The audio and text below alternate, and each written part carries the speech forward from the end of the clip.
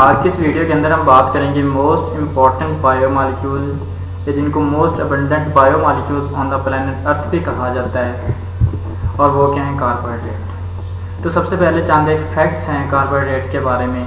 वो क्या हैं कि अकॉर्डिंग टू साइंटिस्ट हर साल 100 मेट्रिक बिलियन टन जो है कार्बन डाइऑक्साइड और वाटर वो रिड्यूस होकर कन्वर्ट किए जाते हैं फोटोसिंथेसिस के ज़रिए से। सेलुलोज के अंदर मोस्टली जो है कार्बोहाइड्रेट के अंदर मेजर पार्ट जो सेलुलोज और कुछ दूसरे प्लांट प्रोडक्ट सुक्रोज और ग्लूकोज के अंदर और कुछ अदर कंपाउंड भी हो सकते हैं। तो इस अमाउंट से जितनी अमाउंट बड़ी अमाउंट कार्बन डाइऑक्साइड की रिड्यूस हो रही है, इससे अंदाज़ा कर सकते हैं कि जो उसको most abundant biomolecules of the planet बनाती है।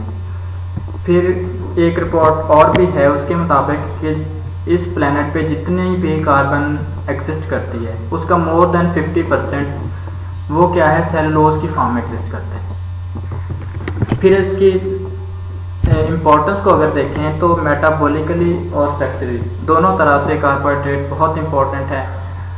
हमारी फूड का हमारे एनर्जी सोर्स रेस्पिरेशन के अंदर बेसिक सबस्ट्रेट जो है वो क्या है? ग्लूकोज। ग्लूकोज क्या है? कार्बोहाइड्रेट। इसी तरह से प्लांट जितने भी हैं वो अपनी फूड स्टोर करते हैं स्टार्च की फॉर्म में, जो कि कार्बोहाइड्रेट है। एनिमल्स अपनी फूड स्टोर करते हैं ग्लाइकोजन की फॉर्म में, वो भी कार्बोहाइड्रेट है। स्ट्रक्चरल इंपॉर्टेंस के अगर अंदर देखा जाए तो जितने भी कार्बोहाइड्रेट पॉलीमर्स हैं, जिनको पॉलीमर या ग्लाइकेन्स भी कहा जाता है, वो बहुत अहम स्ट्रक्चर बनाते हैं। जैसे प्लांट के अंदर सेल वॉल सेलुलोज से बनी होती है, बैक्टीरिया की जो सेल वॉल है वो पेप्टाइडोग्लाइकेन से बनी होती है। तो ये बहुत इंपॉर्टेंट जो प्रोटेक्शन भी प्रोवाइड करते हैं उनको, सेल वॉल जो है उनको रिजिड रखती है, प्लांट सेल को, बैक्टीरिया को डिफरेंट एंटीबायोटिक से प्रोटेक्ट करती है। इसके अलावा भी बहुत अहम मॉलिक्यूल्स कार्बोहाइड्रेट्स के अंदर जो सेल के ऊपर, सेल मेम्ब्रेन के ऊपर ग्लाइको कॉन्जुगेट्स की फॉर्म में मौजूद होते हैं, ग्लाइकोलिपिड्स, ग्लाइकोप्रोटीन, तो उनका भी मेजर पोर्शन कार्बोहाइड्रेट्स ही हैं। अगर हम डिफाइन करें कि कार्बोहाइड्रेट्स हैं क्या, तो इनको कहा जाता है पॉलीहाइड्रोक्सी एल्डिहाइड या कीटोन। या तो कीटोन होगा या एल्डिहाइड जिसके अंदर मोर देन 2 पॉलीहाइड्रोक्सी 2 से ज़्यादा हाइड्रोक्सिल ग्रुप उसके अंदर अटैच होने चाहिए। या फिर कुछ ऐसे सब्सटेंसेस जो हाइड्रोलिसिस के बाद पॉलीहाइड्रोक्सी एल्डिहाइड और कीटोन दें तो वो भी कार्बोहाइड्रेट की कैटेगरी के अंदर फॉल करेंगे। अगर हम बात करें इसके जर्नल फार्मूला या एम्पेरिकल फार्मूला की, तो वो CH2O है। यहाँ पे जो N है ये रिप्रेजेंट करता है इस वैल्यू को, कार्बन की तादाद, हाइड्रोजन की, ऑक्सीजन की। जो कार्बन के लिए इसकी वैल्यू है वो मिनिमम 3 होनी चाहिए। 3 से कम वाला कार्बोहाइड्रेट कंसीडर नहीं होगा। क्यों? क्योंकि 3 से कम कार्बन होंगे तो एक तो उसके अंदर कार्बन ग्रुप ही हो गया। उसके बाद जो मेजर फंक्शन ग्रुप है एल्डिहाइड और कीटोन का, दूसरा होगा वो अटैच होगा एक ऑक्सीजन और 2 हाइड्रोजन के साथ। तो इसके अंदर हाइड्रोक्सिल ग्रुप सिर्फ एक है। लेकिन हमने क्या, पॉलीहाइड्रोक्सी तो कम से कम 2 होने चाहिए, तो इसको कंसीडर नहीं किया जाता। और दूसरा ये कि इसके फार्मूले से जाहिर है कि CH2ON, तो इसी वजह से कार्बोहाइड्रेट्स को हाइड्रेटेड कार्बन भी कहा जाता है। एक अल्टरनेटिव कार्बोहाइड्रेट के लिए यूज़ होती है सेक्राइड, जो कि सेक्रॉन से डिराइव की गई है, जिसका मतलब है शुगर। सारे के सारे तो नहीं, लेकिन चंद एक कार्बोहाइड्रेट जिनके अंदर मोनोसेक्राइड और ओलिगोसेक्राइड आ जाते हैं वो स्वीट इन टेस्ट होते हैं, जिसकी वजह से कार्बोहाइड्रेट को शुगर का नाम भी दिया जाता है। फर्दर कार्बोहाइड्रेट को कैटेगराइज किया जाता है 3 ग्रुप के अंदर, मोनोसेक्राइड, ओलिगोसेक्राइड और पॉलीसेक्राइड। इनकी कम्प्लेक्सिटी के बेस पे है। तो सबसे सिंपलेस्ट कार्बोहाइड्रेट जो है वो मोनोसेक्राइड हैं, जो सिंगली पॉलीहाइड्रोक्सी या कीटोन यूनिट पे मुश्तमिल होंगे। उनमें सबसे सिंपल कौन सा होगा? 3 कार्बन वाला ट्राईओस। अभी हमने बात की थी कि 2 वाला तो हो ही नहीं सकता, तो 3 कार्बन वाला सिंपलेस्ट होगा। अगर एल्डिहाइड के अंदर बात करें तो 3 कार्बन वाला होगा ग्लिसरॉल एल्डिहाइड। अगर कीटोन ग्रुप के अंदर बात करें तो वो होगा डाईहाइड्रोक्सी एसीटोन। फिर इसी तरह से 4 वाले को टेट्रोज, 5 वाले को पेंटोज, 6 वाले को हेक्सोज और सेप्टोज, इस तरह से। मोनोसेक्राइड में जो सबसे ज़्यादा पाया जाने वाला है वो है ग्लूकोज, जो कि एक हेक्सोज है, 6 कार्बन है इसके अंदर। इसकी डी फॉर्म और एल फॉर्म के बारे में हम अभी बाद में डिस्कस करेंगे। फर्दर मोनोसेक्राइड की 2 कैटेगरीज हैं, 2 फैमिलीज के अंदर डिवाइड किया जाता है, एल्डोज और कीटोज, जो कि उसकी डेफिनेशन से जाहिर है कि अगर एल्डिहाइड ग्रुप होगा तो एल्डोज उसकी और दूसरा कीटोज। बेसिक डिफरेंस एल्डिहाइड और कीटोज में कार्बन ग्रुप की पोजीशन का है। अगर कार्बन ग्रुप एक एंड पे है तो उसको हम एल्डिहाइड, अगर उसके दोनों तरफ कार्बन चेन है तो ये आप देख सकते हैं कि इसके कार्बन ग्रुप के एक एंड पे हाइड्रोजन है, कोई कार्बन चेन नहीं है, तो ये एल्डोज होगी। और दूसरे अपोजिट जो है उसके दोनों तरफ कार्बन चेन। फिर है जी जितने भी मोनोसेक्राइड हैं सिवाय एक मोनोसेक्राइड के, जिसको डाइहाइड्रोक्सी एसीटोन कहा जाता है, उनके अंदर एसिमेट्रिक या कायरल कार्बन्स होते हैं। सिर्फ डाइहाइड्रोक्सी एसीटोन वाहिद मोनोसेक्राइड है जिसके अंदर कोई कायरल कार्बन नहीं होता। तो उससे पहले तो पता होना चाहिए कि कायरल कार्बन होता क्या है। तो ऐसा कार्बन जो एक टाइम में 4 डिफरेंट ग्रुप से अटैच हो तो वो कायरल कार्बन या एसिमेट्रिक कार्बन होगा। ये सामने जो स्ट्रक्चर है ये है डाइहाइड्रोक्सी एसीटोन का, इसके अंदर कोई कायरल कार्बन नहीं है। क्यों? क्योंकि आप देखें कि इसके अंदर एक ये CH2OH ग्रुप है, दूसरी तरफ भी CH2OH ग्रुप है, तो ये दोनों सेम ग्रुप हैं। हमने कहा था कि डिफरेंट ग्रुप होने चाहिए, ये दोनों भी। और ये जो है ऑक्सीजन के साथ भी डबल बॉन्ड है, ये भी सेम ही एलिमेंट है जिसके साथ 2 बॉन्ड बना रहे हैं। At a time 4 different group से बॉन्डिंग होगी तो उसको हम एसिमेट्रिक या कायरल कार्बन कंसीडर करते हैं। सिंपलेस्ट मोनोसेक्राइड जिसके अंदर, वैसे सिंपलेस्ट ग्लिसरल एल्डिहाइड और डाइहाइड्रोक्सी एसीटोन है, इसके अंदर कोई कायरल कार्बन नहीं है। ग्लिसरल एल्डिहाइड के अंदर एक कायरल कार्बन है।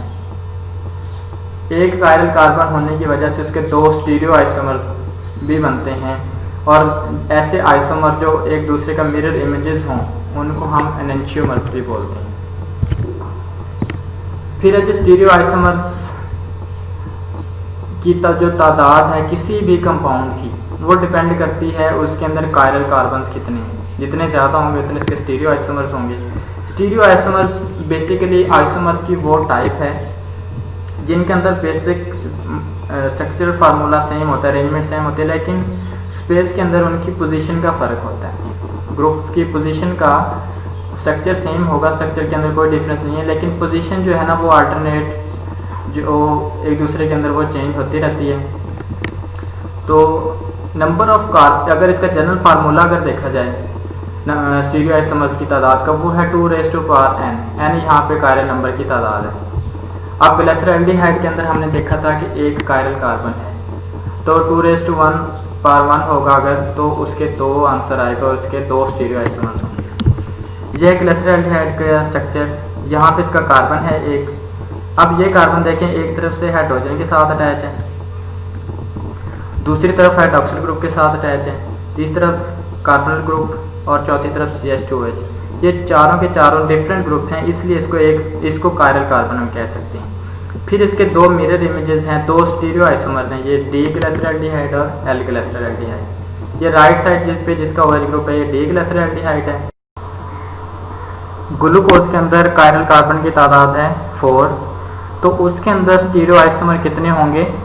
16 होंगे, वो D फॉर्म में होंगे, 8 ही L फॉर्म में होंगे।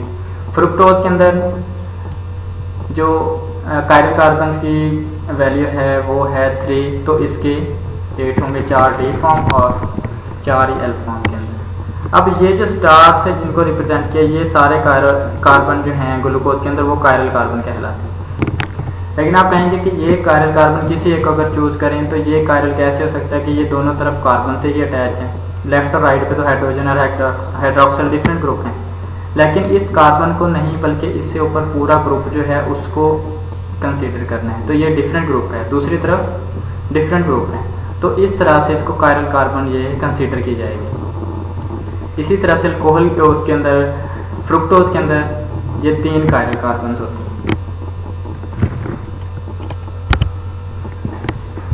फिर ये बेसिक डिफरेंस स्टीरियो आइसोमर्स के D और L फॉर्म, कैपिटल D और कैपिटल L। इनमें क्या डिफरेंस है। तो हमने पहले बात की कि सबसे सिंपलेस्ट जो कार्बोहाइड्रेट जिसको ग्लिसरॉल्डिहाइड भी कहते हैं, जिसके अंदर कायरल कार्बन है, वो क्या है, ग्लिसरॉल्डिहाइड। इसको स्टैंडर्ड के तौर पे लेके बाकी कंपाउंड्स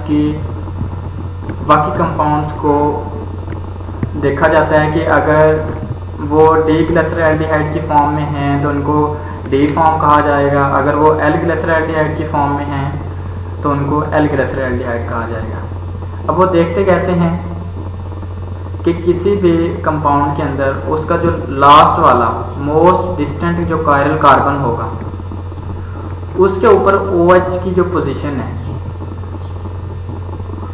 वो अगर डी ग्लिसरॉल्डिहाइड से मैच करती है, लास्ट कायरल कार्बन के ऊपर OH ग्रुप की पोजीशन अगर वो इससे मैच करती है डी ग्लिसरॉल्डिहाइड तो डी फॉर्म होगी, अदरवाइज एल फॉर्म।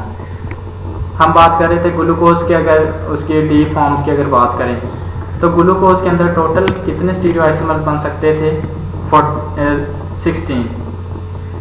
उन 16 में से 8 जो हैं वो डी फॉर्म के अंदर हो गई, 8 ही एल फॉर्म के अंदर। यहाँ पे जो 8 डी फॉर्म के अंदर होते हैं उनको दिखाया गया है कि सब के अंदर ये जो OH ग्रुप है येलो से शो किया गया है। यहाँ पे उसकी लास्ट यानी कि कार्बन नंबर 4, कार्बन नंबर तो 5 बनता है, लेकिन जो चौथी कायरल कार्बन थी वो यहाँ पे थी और वो लास्ट या मोस्ट डिस्टेंट कायरल कार्बन यहाँ पे होगी। इसके ऊपर OH ग्रुप की पोजीशन राइट साइड पे है जो कि ग्लिसरॉल्डिहाइड से मैच करती है। इसी तरह सब के अंदर बाकी OH ग्रुप की पोजीशन चेंज है, लेकिन मोस्ट डिस्टेंट कायरल कार्बन के ऊपर OH की पोजीशन जो है वो ग्लिसरॉल्डिहाइड से मैच कर रही है, इसलिए ये सारी की सारी फॉर्म्स डी फॉर्म होंगी।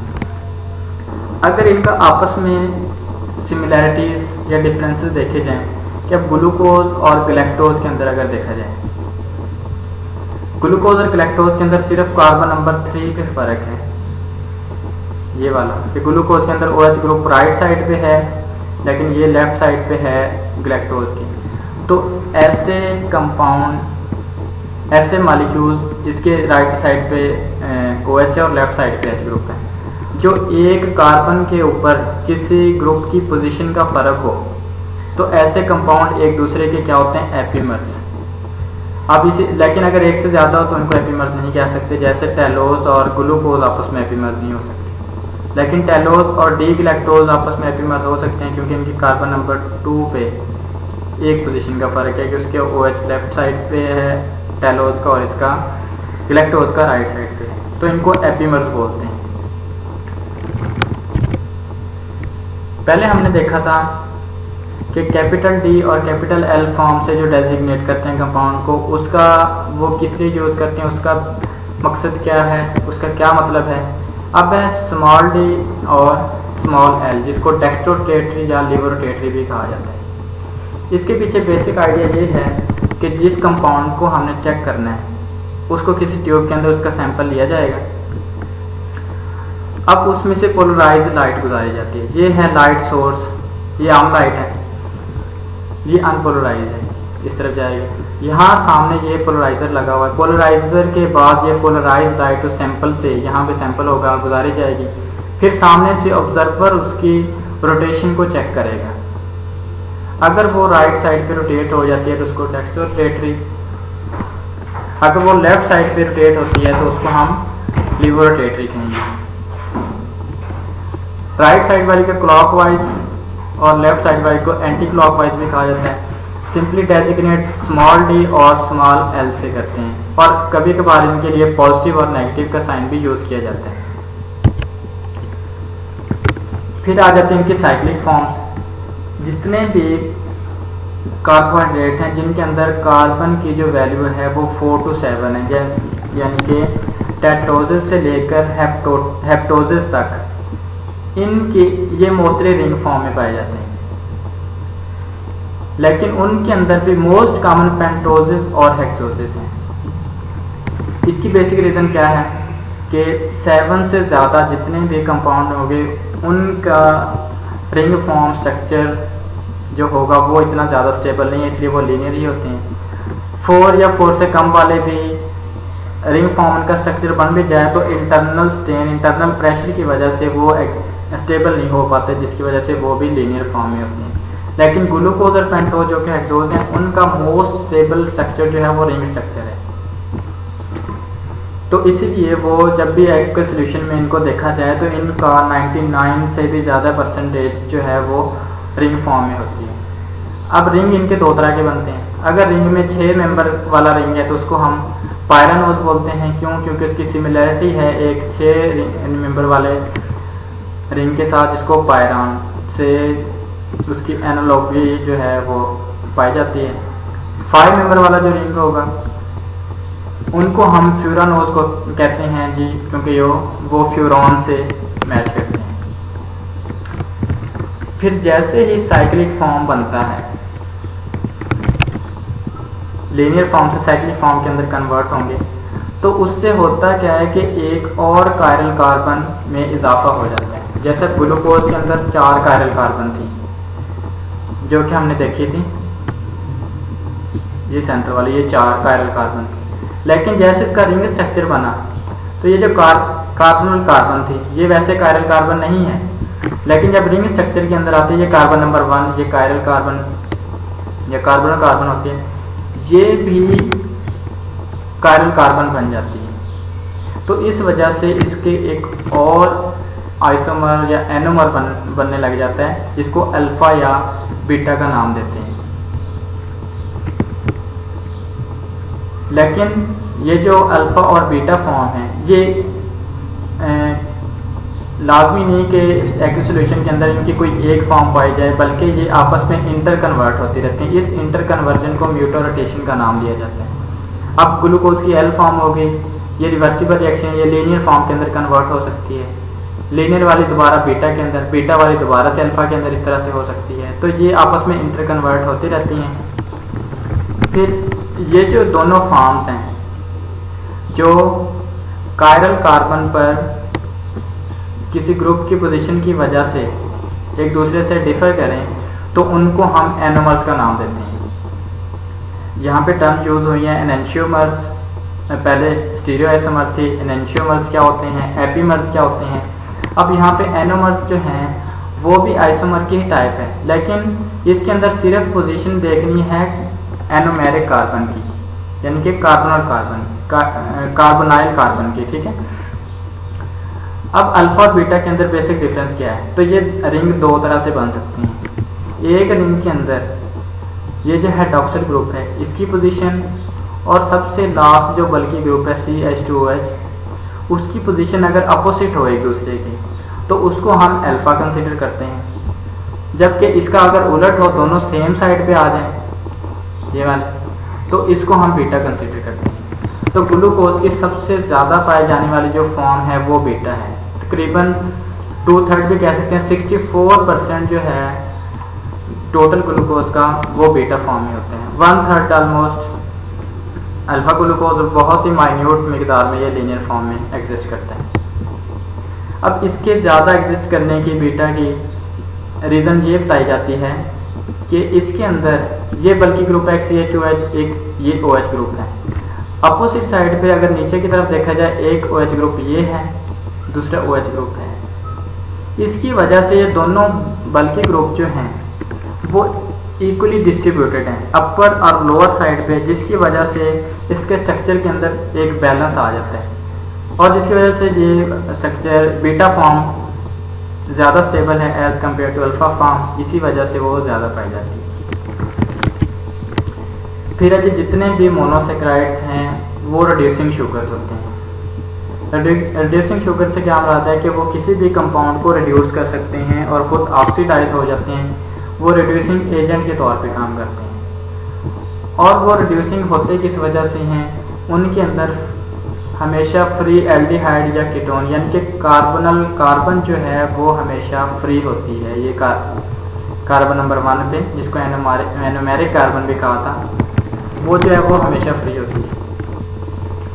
ये ऑक्सीडाइज हो जाती है कार्बोक्सिलिक ग्रुप के अंदर जब रिएक्शन होता है, तो जिसकी वजह से ये ऑक्सीडाइज हुई तो अगला कंपाउंड जो है वो रिड्यूस हो जाएगा, इसलिए वो रिड्यूसिंग एजेंट के तौर पे काम करती है। यही बेसिक टेस्ट है, फेलिंग टेस्ट भी जिसको कहते हैं, जो कॉमन डायबिटीज़ को चेक करने के लिए शुगर टेस्ट जो होता है, वो सारे का सारा उसके पीछे जो आइडिया है जो वो इसी बेस पे है। उसके अंदर फेलिंग टेस्ट जो फेलिंग सोल्यूशन यूज़ करते हैं, उसके अंदर बेसिकली क्यूप्रस आयंस होते हैं, जिसको 2 पॉजिटिव चार्ज होता है, उसको मिक्स किया जाता है ब्लड सैंपल के साथ। अगर उसके अंदर ग्लूकोज ज़्यादा होगा, ग्लूकोज होगा तो मतलब उसके पास क्या होगी, एनोमेरिक कार्बन।